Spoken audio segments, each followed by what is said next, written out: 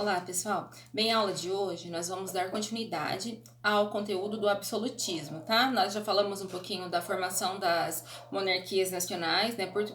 Portugal, Inglaterra, Itália, França, Espanha, né? Principalmente a parte ibérica lá, né? Portugal e Espanha, né? O poder absolutista, né? Que foi uma forma de governo dessa época. O interessante vocês saberem, nunca mais esquecerem. Absolutismo vem de poder absoluto no monarca, tá? No rei. Então esse rei, ele tinha o poder militar, civil, né, até religioso. E a população, de fato, acreditava que esse rei, ele era um enviado de Deus à Terra, e então a população não fazia suas revoltas, não tinha nenhum tipo de rebeldia para com seu monarca, porque eles acreditavam de fato no seu poder real. Tudo bem? Só que através disso, os monarcas, né, os líderes políticos da época, eles eram autoritários, eles não tinham limite, tá? Então eles usavam de má fé para conseguir o que eles queriam, tá bom? Agora, pessoal, a gente vai entrar um pouquinho mais a fundo na história, né?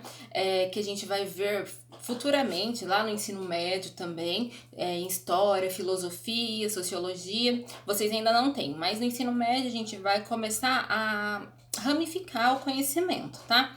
Então a gente vai começar a entender outros conteúdos, tá? Vocês vão ver minha cachorrinha indo de um lado pro outro, tá? Ela quer fazer parte do vídeo hoje, tá bom? Teorias do absolutismo. A aula de hoje é sobre essas teorias. Como que a gente pode... como que eu posso explicar essas teorias do absolutismo? A gente já sabe o que é o absolutismo. Para a gente entender algumas teorias são algumas... Como eu posso dizer? Algumas regras de pensamento que alguns filósofos, pensadores da época seguia, tá? A gente vai estudar principalmente o Nicolau Maquiavel e também o Thomas Hobbes, tá bom? O Maquiavel, vocês já ouviram falar? Essa pessoa é muito maquiavélica. Maquiavélica seria uma pessoa maldosa, né? Sem limites, tá? Então, o Maquiavel, ele viveu nessa época moderna, né? Ele trabalhava como secretário de um rei, tá? De Florença, da Itália.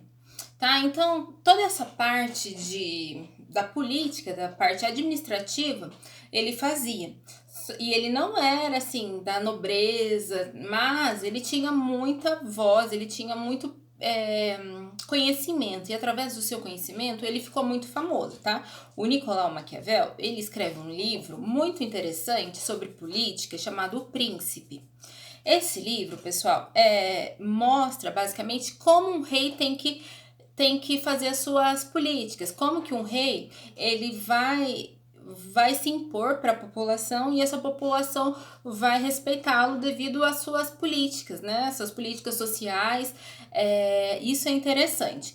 Os políticos atuais, quase todos, pessoal, eles seguem esse livro, eles já leram esse livro e tem vários princípios maquiavélicos, tá? Se a gente for pensar nessa visão. Por exemplo, Maquiavel, ele falava uma frase interessante: os fins justificam os meios. Ou seja, para você conseguir alguma coisa, você tem que não medir os seus esforços para conseguir o seu fim. Então, se você tiver que matar, roubar, vai justificar no final por ser uma boa causa, tá? Mas as causas específicas para o Maquiavel eram causas políticas, tá? Então, né, não tinha muita moral, não, tá? É a parte política, de poder, de imposição mesmo.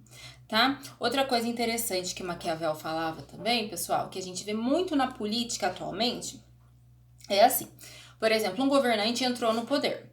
Lá na época de Maquiavel, né, na formação das monarquias, né, na Itália e tudo mais, os reis monarcas, vamos pensar nos reis. Ele entrou no poder. Se ele tem que fazer alguma coisa ruim, ele faz tudo de uma vez, tá? Porque daí a população tem memória curta e ela vai esquecer, né? Se o rei tem que fazer alguma coisa boa, ele faz aos poucos. Por quê? Porque a população tem memória curta.